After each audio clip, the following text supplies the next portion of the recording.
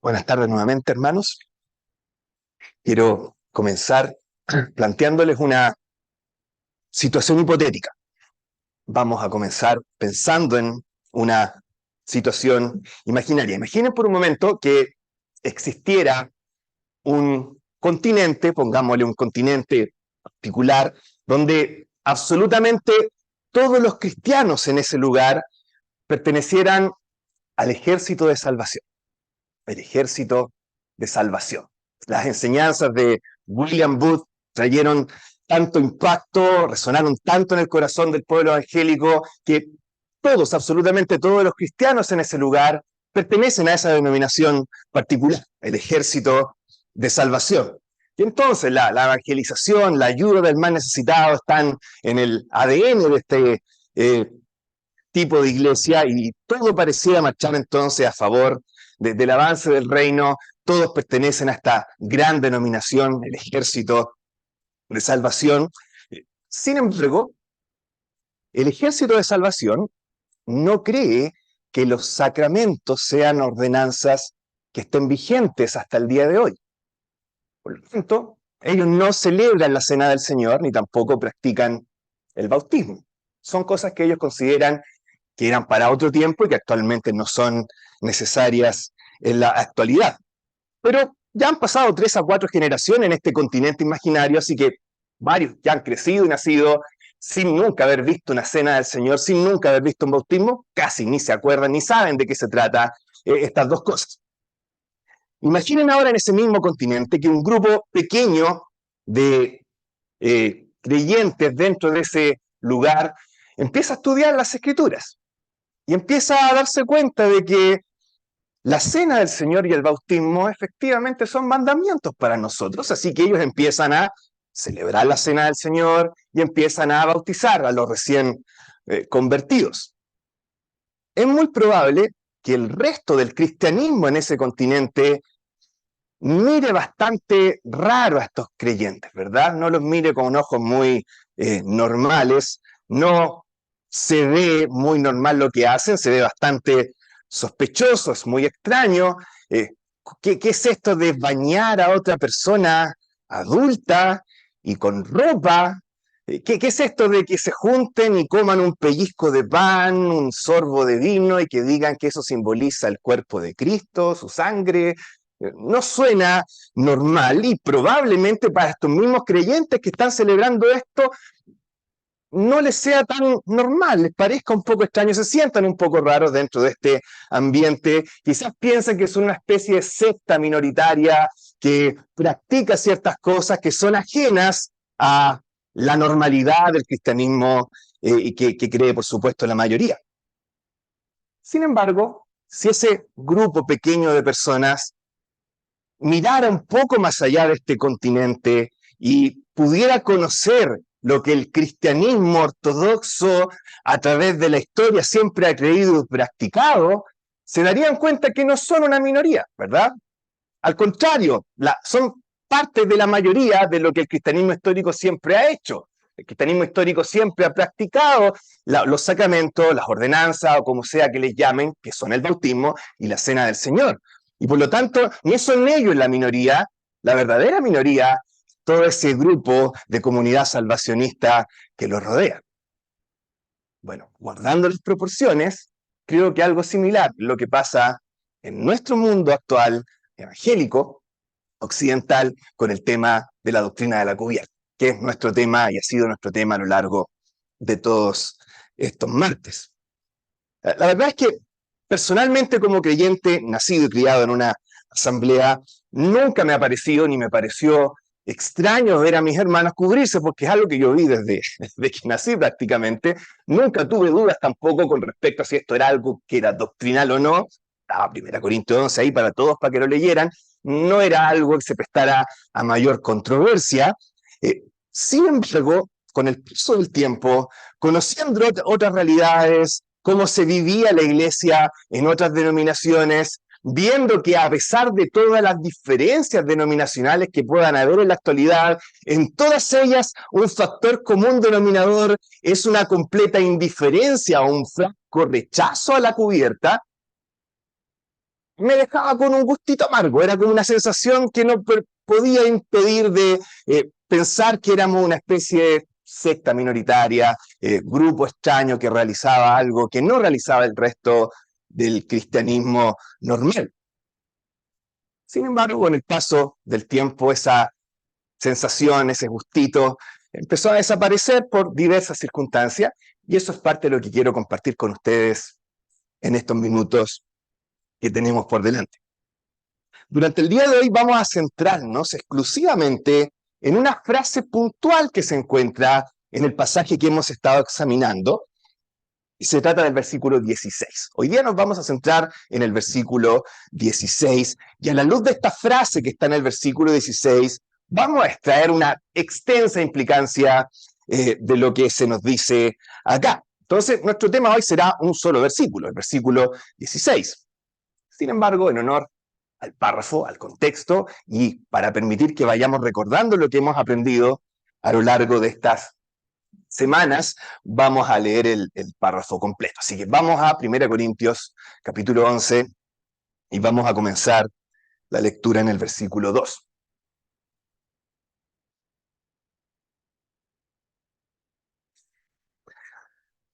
Os alabo, hermanos, dice el versículo 2, porque en todo os acordáis de mí y retenéis las instrucciones tal como os las entregué.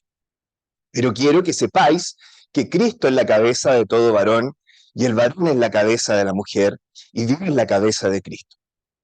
Todo varón que ora o profetiza con la cabeza cubierta, afrenta a su cabeza. Pero toda mujer que ora o profetiza con la cabeza descubierta, afrenta su cabeza. Porque lo mismo es que si se hubiese rapado. Porque si la mujer no se cubre, que se corte también el cabello, y si le es vergonzoso a la mujer cortarse el cabello o raparse, que se cubra. Porque el varón no debe cubrirse la cabeza, pues él es imagen y gloria de Dios, pero la mujer es gloria del varón. Porque el varón no procede de la mujer, sino la mujer del varón, y tampoco el varón fue criado por causa de la mujer, sino la mujer por causa del varón. Por lo cual la mujer debe tener señal de autoridad sobre su cabeza por causa de los ángeles. Pero en el Señor ni el varón es sin la mujer, ni la mujer sin el varón, porque así como la mujer procede del varón, también el varón nace de la mujer, pero todo procede de Dios. Juzgad vosotros mismos. ¿Es propio que la mujer ore a Dios sin cubrirse la cabeza? La naturaleza misma no se enseña que al varón le es deshonroso dejarse crecer el cabello. Por el contrario, a la mujer dejarse crecer el cabello le es honroso, porque en lugar de velo le es dado el cabello. Versículo 16. Con todo eso, si alguno quiere ser contencioso, nosotros no tenemos tal costumbre, ni las iglesias de Dios. Hasta aquí la lectura. Mientras preparaba material para esta serie, me encontré con algo, pudiéramos decir, bastante curioso. Hay varios hermanos de otras denominaciones que, ya sea por un estudio personal del pasaje, o porque teniendo que exponer a través de 1 Corintios, han tenido que llegar a este párrafo, o que porque académicamente tuvieron que hacer algún tipo de estudio al respecto y tuvieron que ser honestos académicamente con su exégesis, tuvieron que llegar a la conclusión de que este pasaje en realidad enseña que cubierta es algo que debe practicarse y está vigente hasta el día de hoy. Pero eso no es lo curioso. Lo curioso es que al escuchar el testimonio de ellos, de cómo llegaron a esta conclusión, la mayoría de ellos, muchos de ellos refiere que un factor determinante para que cambiaran su postura, aparte del estudio del pasaje propiamente tal, tuvo que ver con que se pusieron a examinar cómo se practicó este simbolismo a través de la historia de la iglesia. Y el ver los siglos de historia de la iglesia y examinar cómo se practicaba esta doctrina, los llevó, y fue un factor muy determinante para ellos, para que cambiaran su postura y decidieran, a luz del texto, por supuesto, que esta era una doctrina vigente para nosotros en la actualidad. Y eso es lo que quiero compartir con ustedes en estos minutos. Hoy día vamos a escuchar algo, vamos a escuchar, podríamos llamarlo, la voz de la historia. De eso vamos a ver hoy día. Hoy día vamos a buscar escuchar algo de la voz de la historia. Vamos a ver cuál es la evidencia histórica que hay detrás del uso de la cubierta de la mujer en la iglesia. Y para esto me gustaría que dividiéramos el mensaje de hoy en tres grandes áreas. Primero, vamos a meternos al versículo 16, vamos a examinar el pasaje propiamente tal, vamos a ver de qué se trata, qué es lo que nos enseña.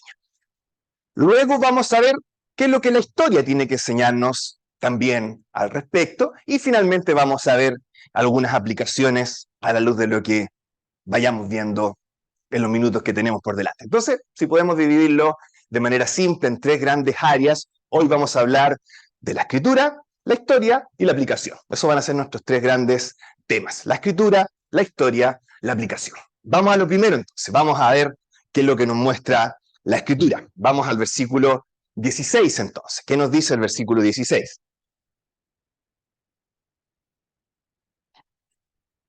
Tenemos acá esta frase donde Pablo nos dice que si alguno quiere ser contencioso, y aquí está la frase, nosotros no tenemos tal costumbre, ni las iglesias de Dios.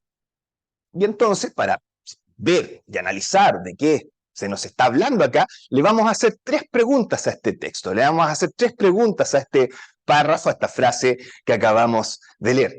Primero le vamos a preguntar, ¿qué es una costumbre? Esa es la primera pregunta que le vamos a hacer al texto. ¿Qué es una costumbre?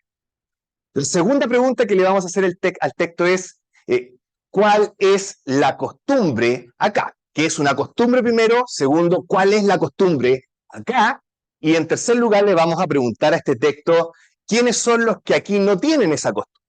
Y entonces vamos a con esto entender de qué se nos está hablando. ¿Qué es una costumbre? ¿Cuál es la costumbre aquí? ¿Y quiénes son los que no tienen esa costumbre de la que se nos está mostrando en este pasaje? Vamos a la primera pregunta entonces. ¿Qué es una costumbre? ¿De qué está hablando Pablo cuando nos dice aquí, nosotros no tenemos tal costumbre? ¿Qué es esta costumbre?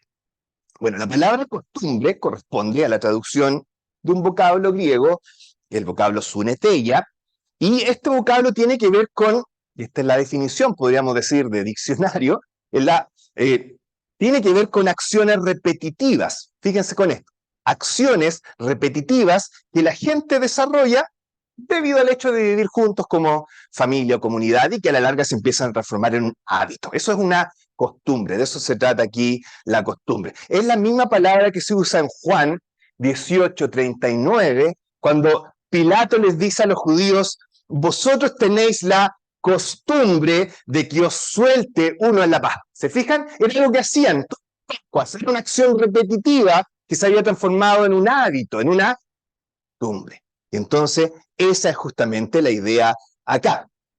¿Qué es una costumbre entonces? Acciones repetitivas. Fíjense en eso, acciones repetitivas que por su regularidad se transforman finalmente en un hábito. Eso es lo primero. Ahora, vamos a la segunda pregunta. ¿Cuál es la costumbre aquí, en este pasaje, en el versículo 16?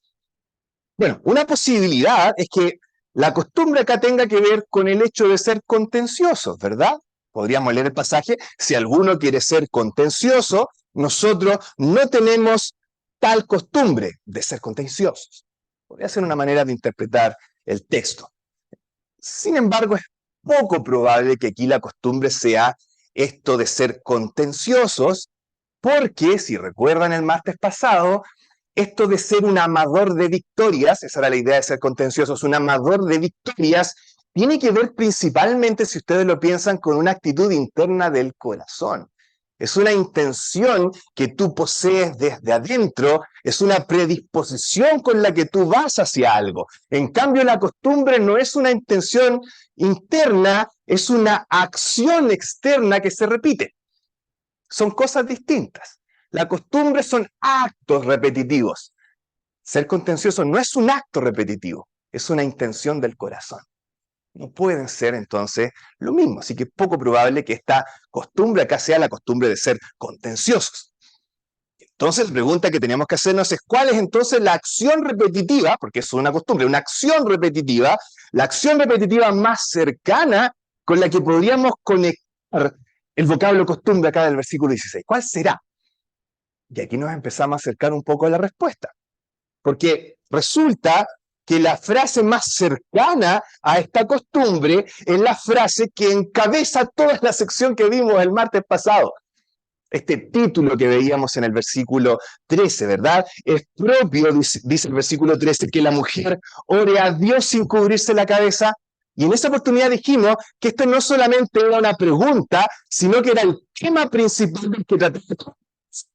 Es propio que la mujer ore a Dios sin cubrirse la cabeza. Por lo tanto, si esto es lo más cercano, lo que tenemos que concluir es que acá en el versículo 16 es esa costumbre que algunos quizás pudieran empezar a practicar el hábito de aparecer delante de Dios, de este Dios glorioso, con la cabeza descubierta.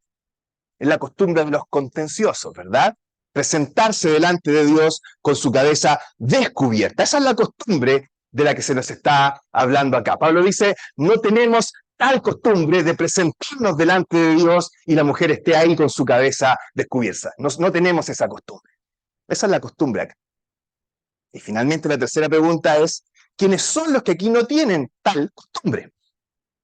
Noten lo que dice el texto en sí. Dice, nosotros no tenemos tal costumbre, ni las iglesias de Dios. Y en estas dos frases entonces tenemos la respuesta. Nosotros por un lado, ni las iglesias de Dios por el otro. Por un lado Pablo dice nosotros. Pero noten ustedes que Pablo ha estado todo el tiempo hablando en primera persona singular. Todo el tiempo ha estado hablando de yo, os alabo, yo les alabo, no nosotros les alabamos. Todo el párrafo ha sido expresado en términos de yo, Pablo, hablo con ustedes, ya que primera vez se creyentes como nosotros. Entonces, ese cambio de la nada brusco acá no es al azar, tiene un propósito, tiene un sentido, tiene un significado. ¿Y cuál sería el significado? El significado probablemente, o lo más, de hecho, evidente, es que acá Pablo está hablando de algo que va más allá de su propia decisión personal.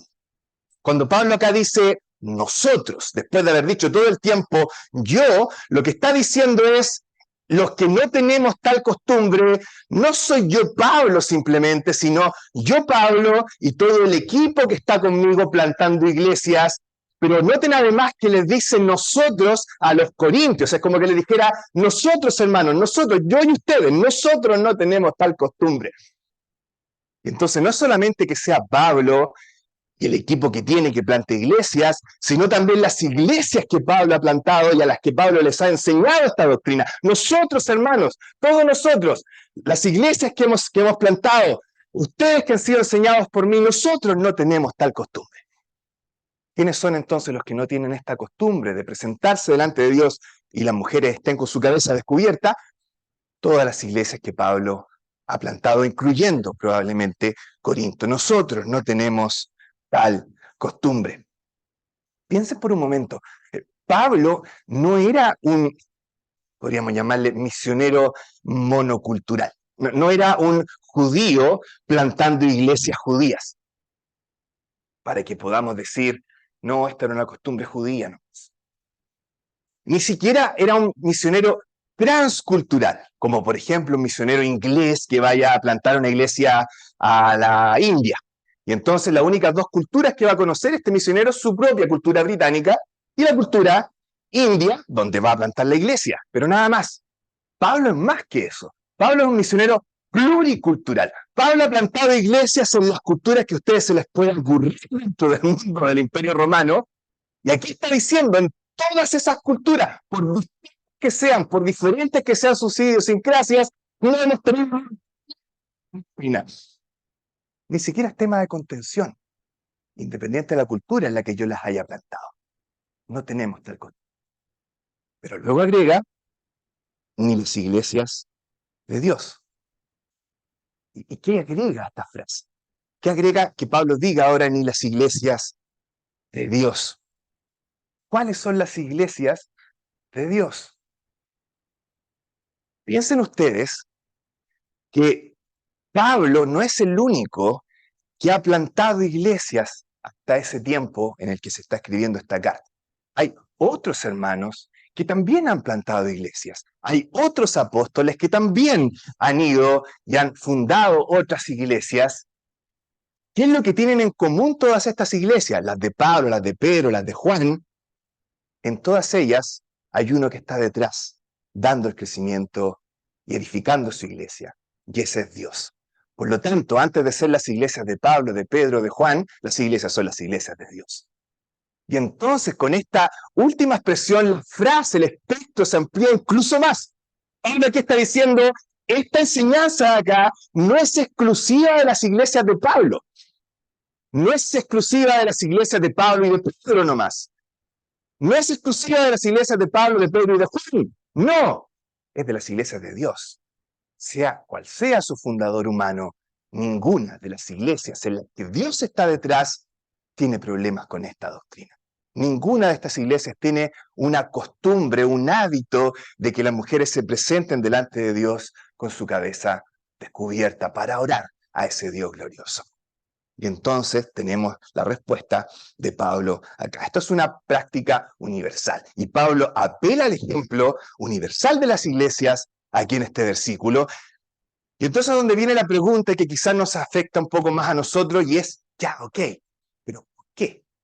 Que Pablo termina así, apelando al ejemplo de las iglesias, a la práctica universal de las iglesias. Y parece que para Pablo la práctica universal de las iglesias no era cualquier cosa, era algo bastante importante. De hecho, lo usa más de una vez acá en Corinto para enseñar otras cosas también. Por ejemplo, en el capítulo 4, versículo 7, menciona cómo Timoteo les enseñará de la manera que él mismo enseña, y dice, en todas partes y en todas las iglesias. Usa siempre esto de que esto no es algo de acá nomás, sino de todas las iglesias. Luego, en el capítulo 7, versículo 17, acá en 1 Corintios, explícitamente ordena algo en todas las iglesias. Capítulo 14, versículo 33, llama también a practicar algo como en todas las iglesias de los santos. De hecho, uno va al principio de 1 Corintios y se da cuenta que Pablo está escribiendo a los corintios y luego agrega todos los que en cualquier lugar invocan el nombre de nuestro Señor Jesucristo. O sea, Pablo tiene, al parecer, muy claro que algo hay en el ejemplo de otras personas, de otras iglesias, que nos van a ayudar a fortalecer nuestro fundamento en ciertas doctrinas. Pablo sabe, en otras palabras, el poder disuasivo, el fuerte poder disuasivo que tiene la práctica de cierta doctrina en otros lugares distintos a nuestro medio local. Y es verdad, ¿no es cierto? Hay una gran fortaleza cuando sabemos que no estamos solos en cierto territorio, como que nos entrega una confianza más firme, renovada en practicar cierta doctrina particular, nos ayuda a mantenernos incluso más firmes. No somos los únicos, hay otros que también están con nosotros en esto. Y no es antibíblico, es completamente bíblico. Si ustedes lo piensan, es la misma táctica que utiliza el escritor a los hebreos, cuando habla de esta nube de testigos que hay a nuestro alrededor para llamarnos a correr con paciencia la carrera que tenemos por delante.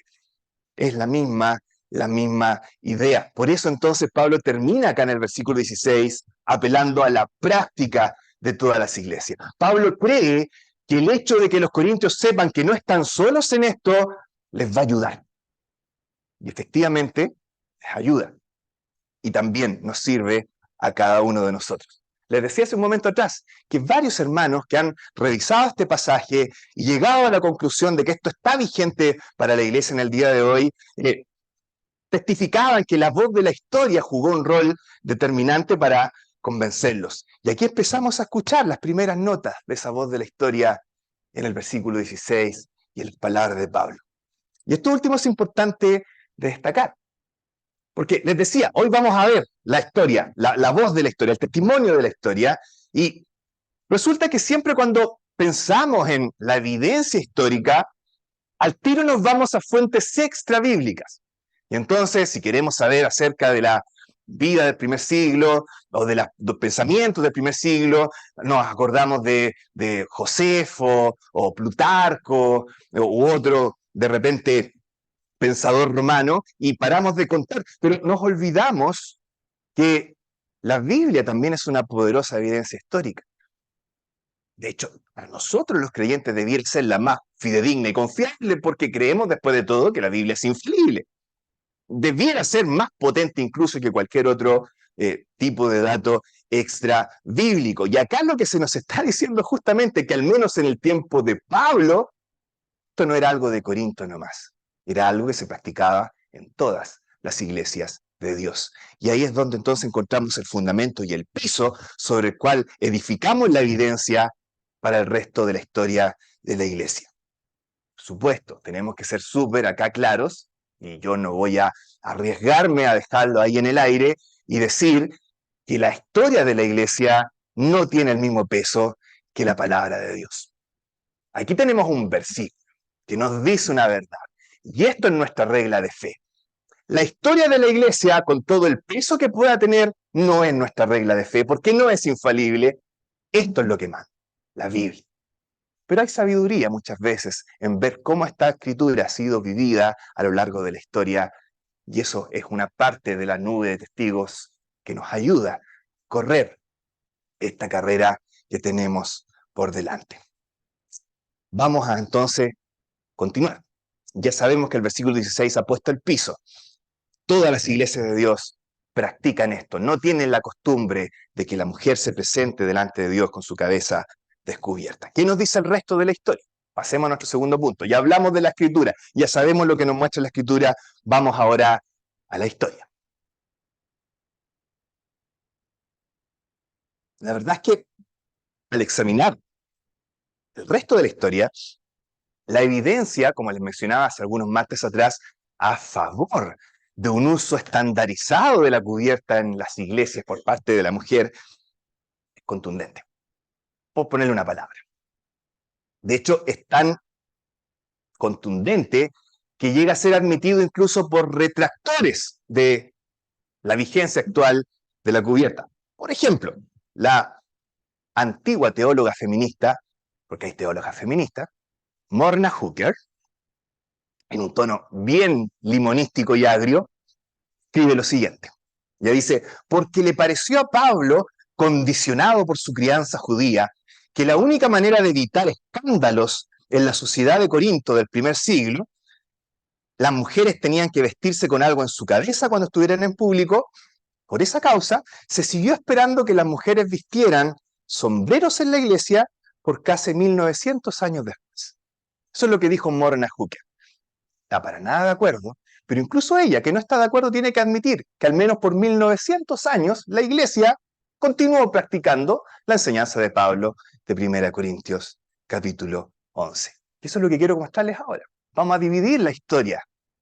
Vamos a dividir la historia en 4 grandes etapas y vamos a ver qué es lo que nos muestra con respecto al uso de esta cubierta a lo largo de los años. Vamos primero a los primeros años, antes de la Edad Media, en la época de los padres de la iglesia, podríamos llamar. Un hermano, escribiendo al respecto, escribió lo siguiente. Decía él, esperaríamos que si fuera la costumbre de las iglesias en los tiempos de Pablo de usar la cubierta, debiera existir una tradición inquebrantada dentro de la iglesia, al menos en los primeros siglos, de usar la cubierta. Y eso es justamente lo que encontramos, dice él. A pesar del hecho de que los padres de la iglesia afirmaban que esta costumbre era ridiculizada por los paganos. Les pido disculpas de antemano, voy a citar bastante en este segundo punto, creo que es provechoso y necesario para que nos demos cuenta de qué es lo que nos testifica la historia al respecto. Fíjense, en el año 200, Tertuliano, uno de los padres de la iglesia, escribió un tratado. No era un folleto, escribió un tratado defendiendo el uso de la cubierta en la iglesia. ¿Qué tiene de especial esto? Piensen en el tiempo en el que estamos hablando. ¿Qué es lo que está en juego en los primeros siglos de la iglesia? Tertuliano es probablemente uno de los padres quien batalló con más fiereza cuando se trataba de doctrinas, pero gruesas del cristianismo. Estamos hablando aquí de herejías groseras. Estamos hablando de la divinidad de Cristo, de la humanidad de Cristo, de la misma Trinidad. Esos eran los temas que preocupaban a los padres de la iglesia en los primeros años. Si en ese mundo donde se está jugando la misma doctrina esencial de la iglesia, un hermano dedica tiempo a hacer un tratado con respecto a la cubierta, algo de importancia debe haber tenido esto, ¿verdad? Algo de importancia. Eso es lo primero que tenemos que rescatar de acá. De hecho, un poco más adelante, en el año 250, otro padre de la iglesia, Cipriano de Cartago, alaba a los hombres, fíjense en esto, que durante la persecución no se revirtieron hacia la práctica romana de cubrir sus cabezas durante la adoración. Los romanos cubrían su cabeza en la adoración, los creyentes descubrían su cabeza en la adoración. Y Cipriano está alabando a los creyentes por no volver a las costumbres romanas. Noten que la doctrina se está practicando no solamente cuando están en juego herejías gruesas, sino incluso dentro de la persecución activa de la iglesia, los creyentes mantienen su práctica como Pablo lo enseñó en 1 Corintios 11. Más aún, ¿sabían ustedes que hay un lugar especial en el infierno para las mujeres que no usan velo? Un grupo de hermanos de cristianos Siria escribió un libro, apócrifo obviamente, y le puso Los Hechos de Tomás. Y en los Hechos de Tomás hay un lugar en el infierno para las mujeres que no usan velo. Esto es lo que dice. Están recorriendo por el infierno, se supone, y dice, estos que están ahí colgando su cabello son las sinvergüenzas que no tuvieron modestia y anduvieron por el mundo con la cabeza desnuda. Obviamente no es verdad, no hay un lugar en el infierno para las hermanas que no usan una cubierta, pero ya nos habla de la seriedad con la que se tomaban los creyentes en los primeros siglos esta doctrina.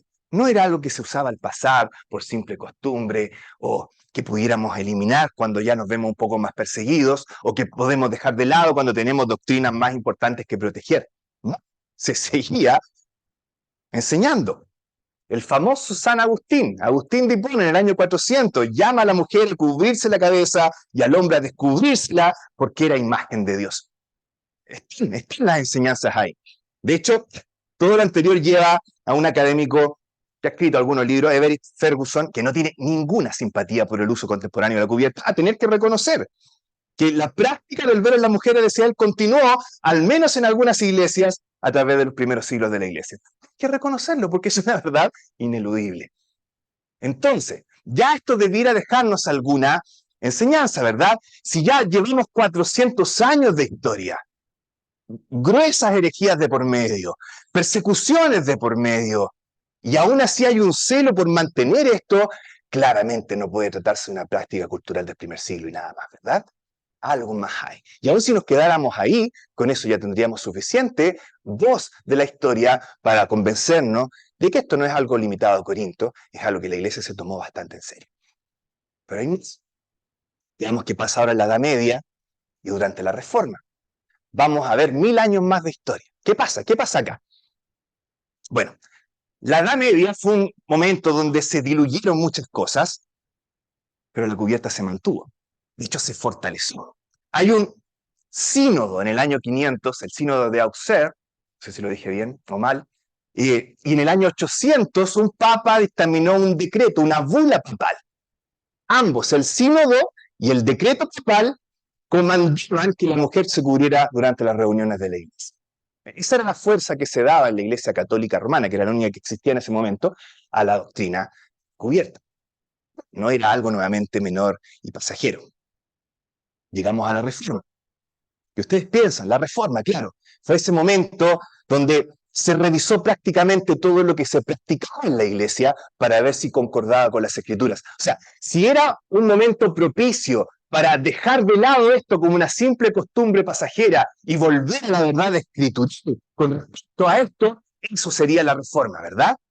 Es el momento donde toda práctica tradicional que no estaba fundamentada en las escrituras tenía que dejarse de lado, porque aquí la sola escritura es la que tenía que mandar. ¿Qué pasó en la Reforma? Lo que tenemos es que lejos de colocar un lejos el uso de la cubierta, los reformadores reconocieron que era una verdad completamente escritural. Y entonces en el año 1500 tienes a Lutero dando un verdadero serie de mensajes con respecto al matrimonio y donde habla de lo propio que es para la mujer cubrirse la cabeza En el caso de Lutero, tenía otro pensamiento, por supuesto, no solamente en la reunión, sino también en el hogar. Luego, años después, Juan Calvino predica 3 mensajes con respecto a 1 Corintios capítulo 11 para enseñar y desarrollar también esta doctrina. O sea, los reformadores no miraron en menos esto, le dieron el tiempo que corresponde y mantuvieron la práctica. Durante más de 1000 años, llevamos ya casi 1500 años, la práctica estándar en la iglesia fue el uso de la cubierta. ¿Qué pasa después? ¿Qué pasa después de la reforma? Empiezan las denominaciones, ¿verdad? Todas las ramas denominacionales, el cristianismo empieza a diseminarse a lo largo de distintos continentes, y quizás pudiéramos decir, aquí es donde donde se desarrollan tantas denominaciones, la cosa puede haberse diluido un poco más. Fíjense en lo siguiente. Alice Morse, una historiadora norteamericana, escribió un libro que examinaba todo el periodo desde 1620 a 1820. Se dedicó solamente a ver el tema de las prendas, y a la luz de estos 2 siglos de historia, en Norteamérica específicamente, concluyó lo siguiente: con todos los cambios de moda, la mujer nunca ha violado la ley bíblica que le manda cubrir su cabeza. Eso es lo que ella concluye después de estudiar 2 siglos de historia de la iglesia, al menos en Norteamérica. Es lo que dice la historia, no estamos hablando acá de verdades que sean sin base real. En el año 1600, William Greenhill, uno de los redactores del famoso Catecismo de Westminster, predicó sobre Ezequiel. Fíjense, nada que ver Ezequiel. ¿Y qué es lo que dice ahí? Las mujeres deben cubrirse en las asambleas por causa de los ángeles, para mostrar reverencia y sujeción a los presentes, porque los ángeles están cubiertos. Algo similar a lo que vimos hace un par de martes atrás. John Cotton, un autor puritano, 1642, dice: todos los miembros de la iglesia deben reunirse, los hombres con sus cabezas descubiertas y las mujeres cubiertas. John Wesley, 1700, enseñaba que la mujer era gloria del varón y por eso debía cubrirse la congregación, como un recuerdo tácito de ello. Esto influenció a los metodistas por muchos, muchos años después también. En el 1800, Henry Alford decía que las leyes de sujeción y de decencia enseñaban que la mujer debía cubrirse las asambleas religiosas.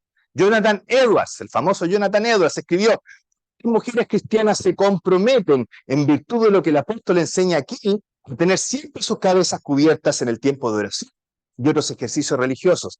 Charles Spurgeon, el famoso Charles Spurgeon, argumentaba que la razón por la que las mujeres se presentaban con sus cabezas cubiertas era por causa de los ángeles. Y seguimos, y seguimos, y seguimos. El tipo de enseñanza estándar y la práctica estándar posterior es lo que les acabo de mostrar con un botón de muestra. La práctica estándar era que la mujer se cubriera la cabeza al momento de presentarse en las reuniones de la iglesia, independiente de la rama denominacional, independiente del lugar cultural en el que se encontraba.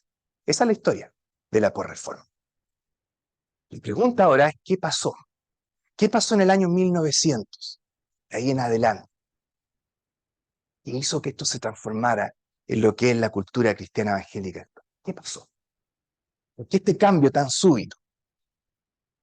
Son varios los académicos y comentaristas y autores que entregan una sola respuesta. Ellos dicen: la responsabilidad lo tuvo el movimiento feminista. Yo, la verdad, me resisto bastante a la idea, no soy muy amigo de las teorías conspiranoicas y cosas por el estilo. Todavía tengo mis dudas, de hecho, pero los hechos son innegables. Fíjense, les voy a dar solo unos ejemplos. Año 1927, un grupo de feministas españolas formaron un movimiento feminista. Adivinen qué nombre le pusieron a su movimiento. Voy a imaginar varios con respecto a la liberación, ¿verdad? Las emancipadas podría ser, las liberadas, tesis por último ahí con alguna cancioncita típica que pudieran tener. No, el nombre que escogieron fue las sin sombrero. Precisamente porque se iban a sacar sus sombreros para demostrar que obviamente no estaban oprimidas por la iglesia.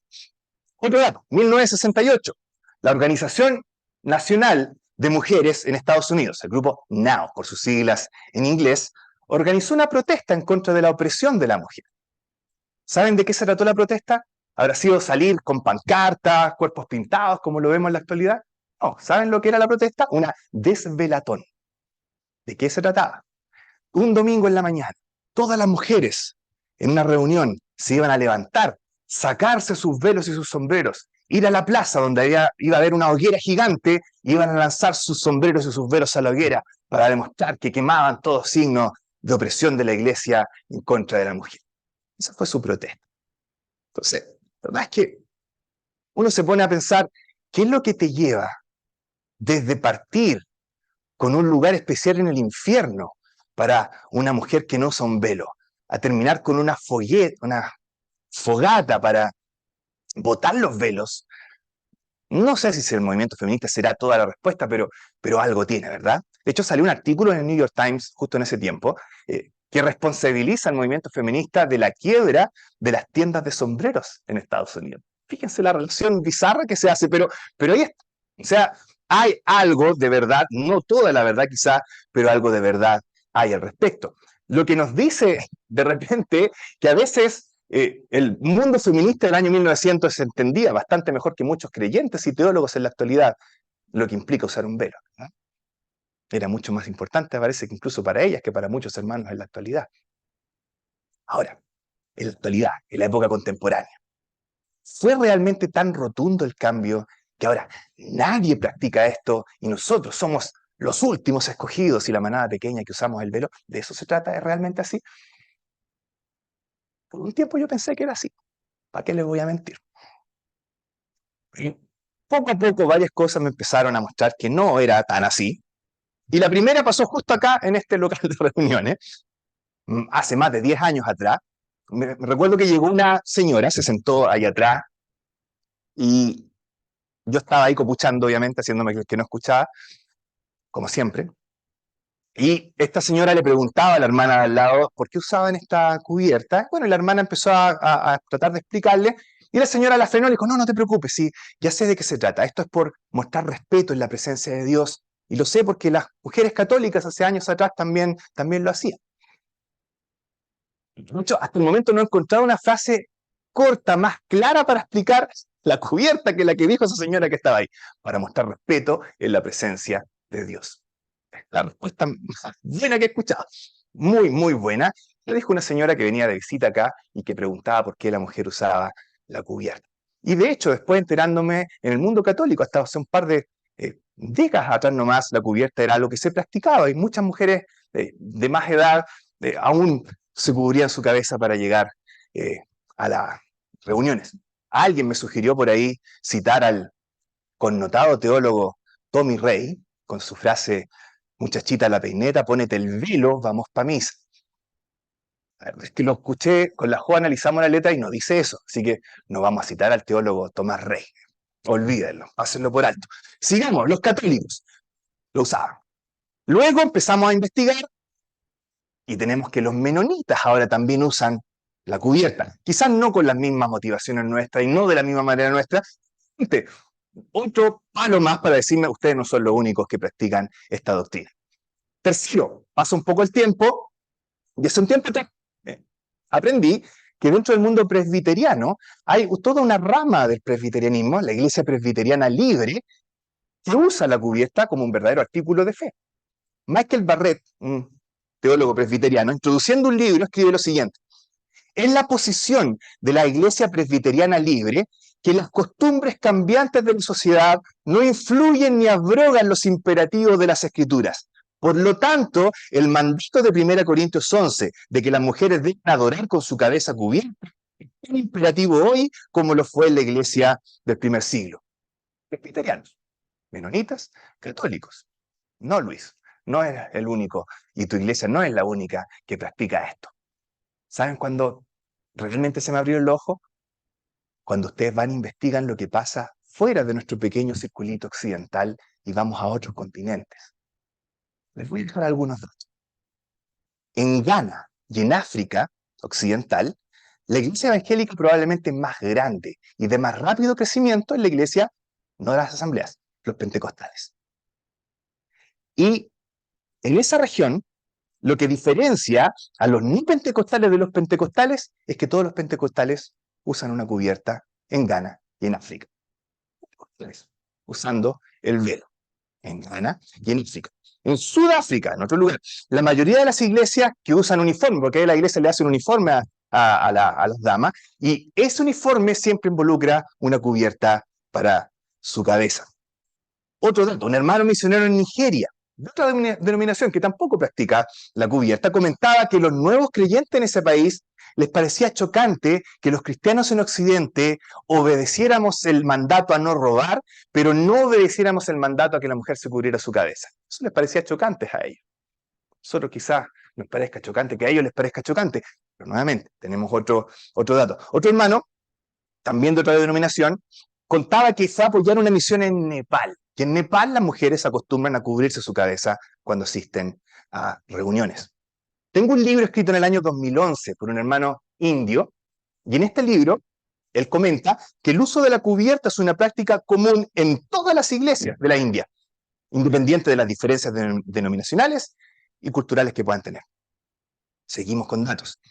La mayoría de ustedes sabe que la primera gran división de la iglesia se produjo en el año 1000 aproximadamente, que divide la iglesia católica de la iglesia ortodoxa oriental.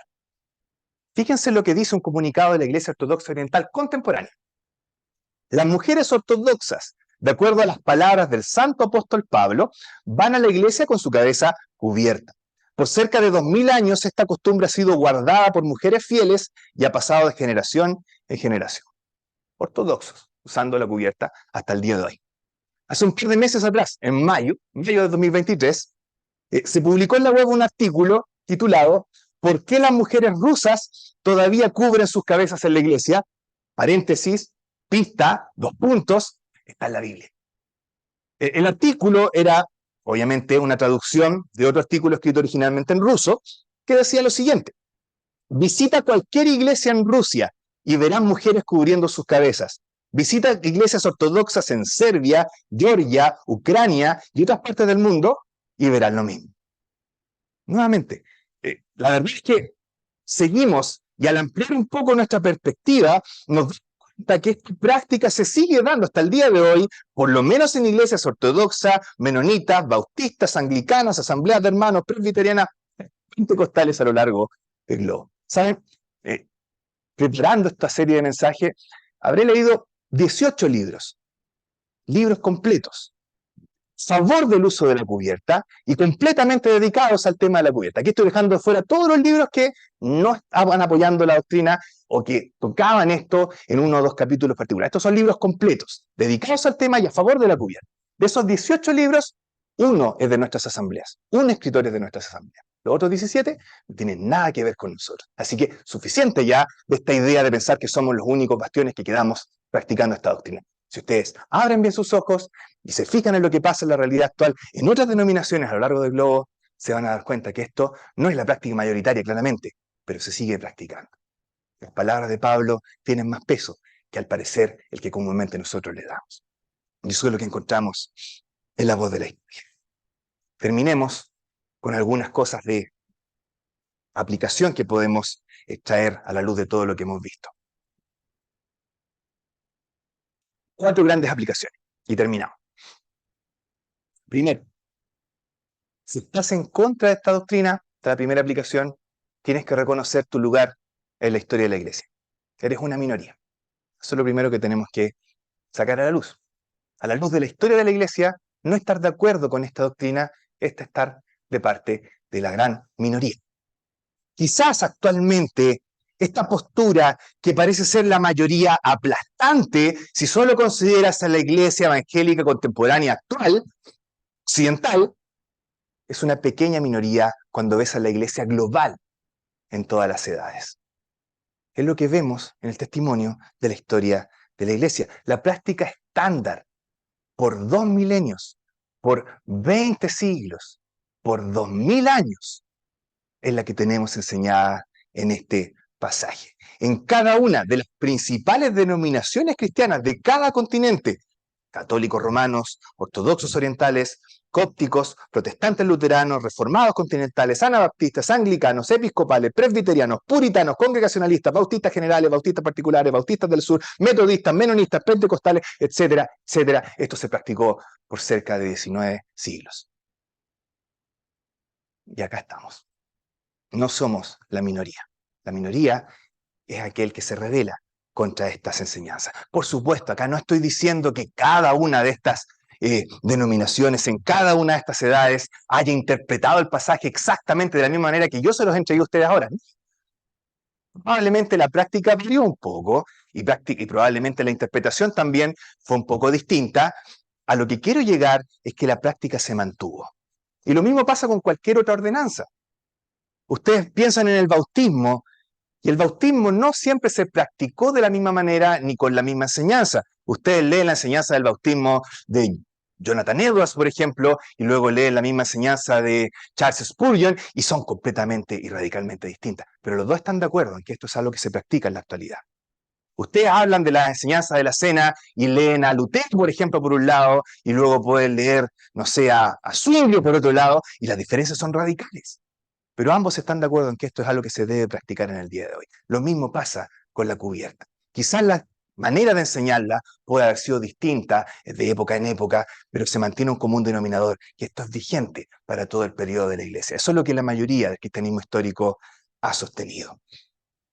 Y entonces reflexiona un hermano y dice, si vimos 1900 años de historia y el 95% de ella dominada por esta práctica, hay que hacer una pausa, y una pausa bien seria. ¿Será que esta es la única época donde Dios ha dotado a hermanos con las credenciales académicas suficientes que ninguno tuvo hace 1900 años atrás y que solo nosotros ahora tenemos para poder decir que esto no aplica a nosotros? ¿Esa será la realidad actual?, dice él. ¿Deberíamos decir que el siglo XX fue único en comparación con el resto de la historia por sus teólogos superiores? ¿O es más razonable decir que el siglo XX fue único por su compromiso sin paralelos con el feminismo moderno, dice él?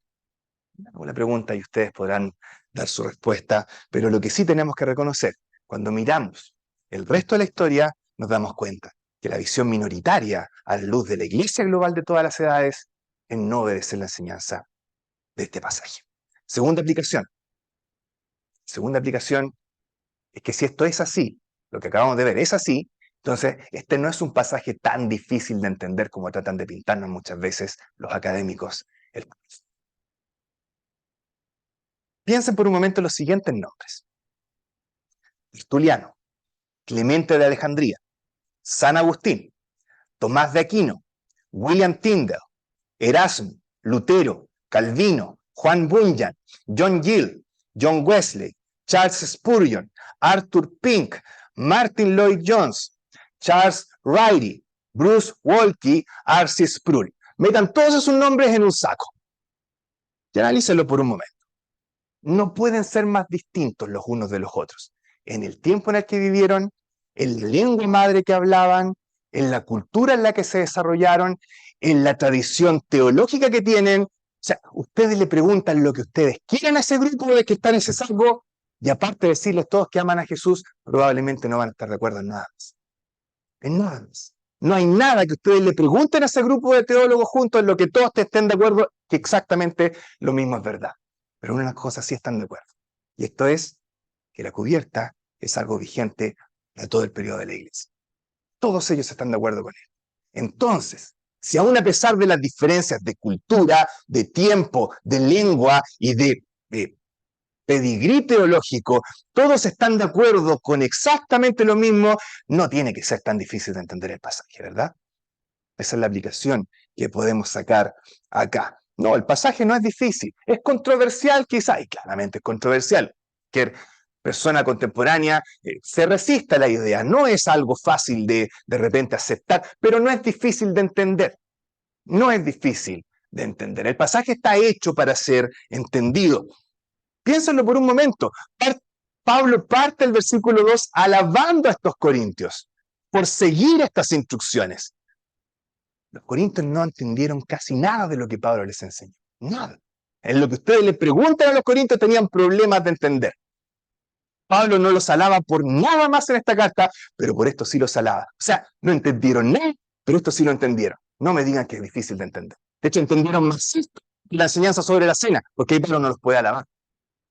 Si algo que entendieron los corintios fue esto, no podemos decir que es difícil de entender, ¿verdad? Y luego sigue el versículo 3, y el versículo 3 dice: Está diciendo, pero quiero que sepáis. El pasaje está hecho para poder conocerlo. Quiero que sepáis.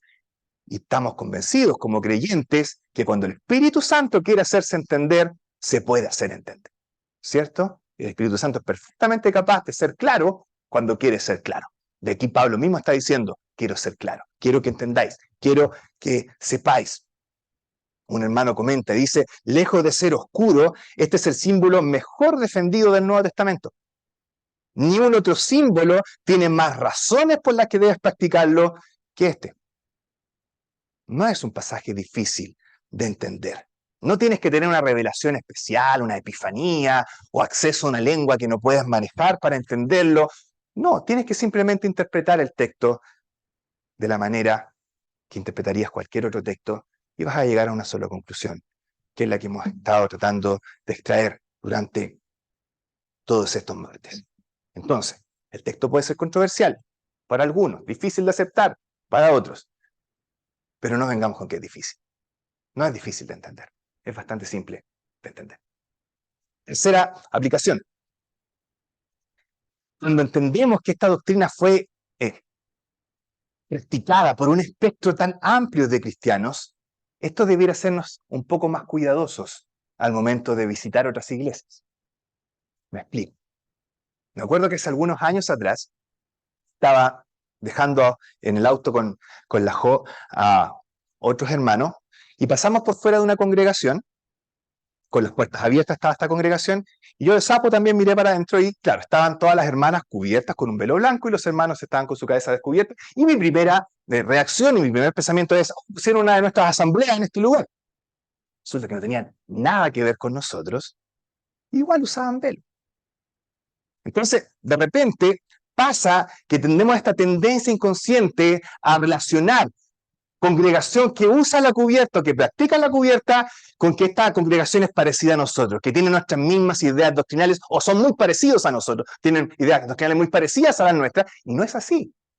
Puede darse al revés también.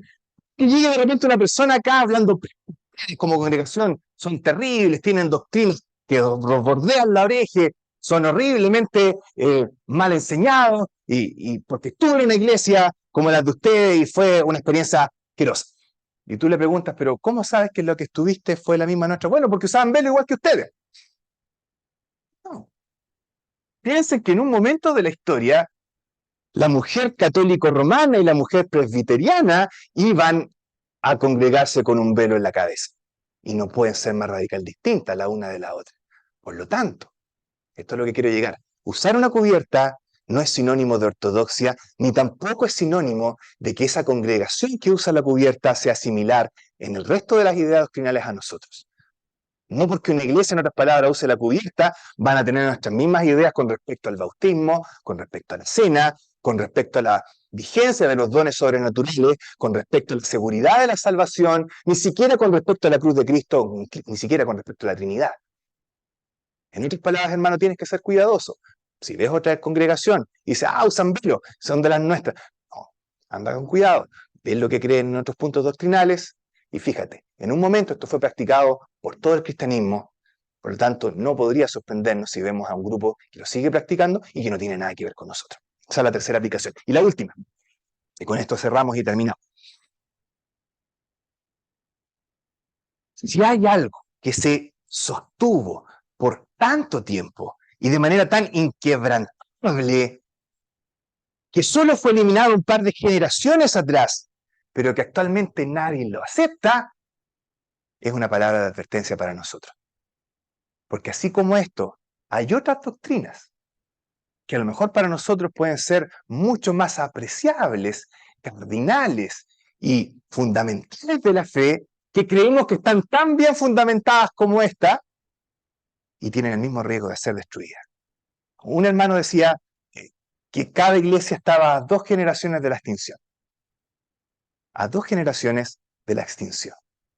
Basta con que una generación deje de enseñar algo, que la siguiente la practique simplemente por hábito, para que la tercera te diga, no lo vamos a creer más porque no tiene sentido seguirlo así. Y así nos destruimos.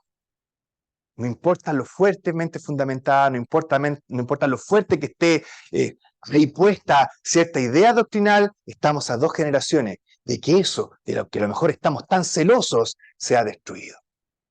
Es una advertencia. Eso pasó con la cubierta, hace un par de generaciones atrás. Eso puede pasar con cualquier otra doctrina de aquí en adelante. Esto debe de llevarnos a tener por lo menos 2 resoluciones. La primera es el ser diligentes. No basta con ser celosos por cierta práctica. Tenemos que tener el tiempo y la dedicación suficientes para conocer las razones de por qué creemos lo que creemos, de por qué hacemos lo que hacemos, y tener el conocimiento también suficiente para transmitir esta enseñanza a las generaciones que vienen. No podemos quedarnos con hacerlo simplemente porque sí. Eso es irresponsable. Estamos a 2 generaciones de la extinción. Repito la idea. Más diligentes. Esa es la primera resolución. La segunda, depender más del Señor.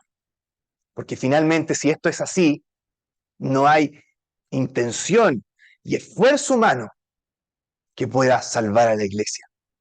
A 2 generaciones siempre la extinción. Es solamente Cristo, como cantábamos al principio y orábamos también, el que sostiene a su iglesia, el que la mantiene en pie, el que puede finalmente lograr que su pueblo crezca, se desarrolle y que ni las puertas del Hades prevalezcan contra ella.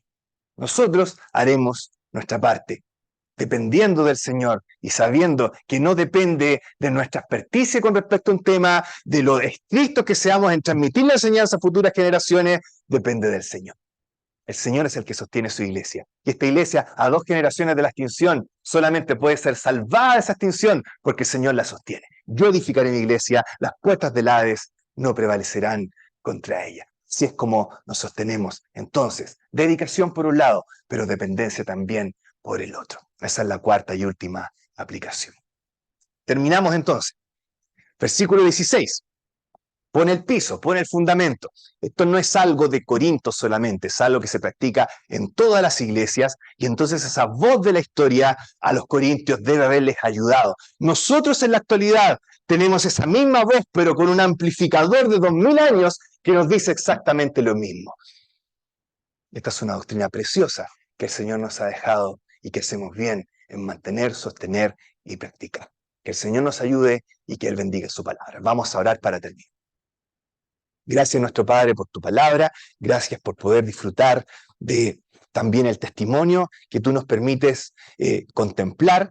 Gracias porque, como decíamos, tú edificas tu iglesia, cada piedra, cada ladrillo vivo que vamos contemplando a lo largo de estos 2000 años de historia ha sido puesto ahí por ti, y tú entonces nos das el ánimo que necesitamos cuando podemos contemplar la obra que tú has hecho a lo largo de la historia, y nos damos cuenta de que lo que tu palabra nos promete se cumple y tus promesas se hacen realidad en nuestra también vida contemporánea. Gracias porque podemos disfrutar también de esta visión. Queremos rogarte que nos ayudes a ser consecuentes y fieles con lo que tú nos has mostrado y poder entonces también depender de ti y poner manos a la obra. Quedamos delante de tu presencia agradecidos en el nombre de nuestro Salvador, nuestro Señor Jesús.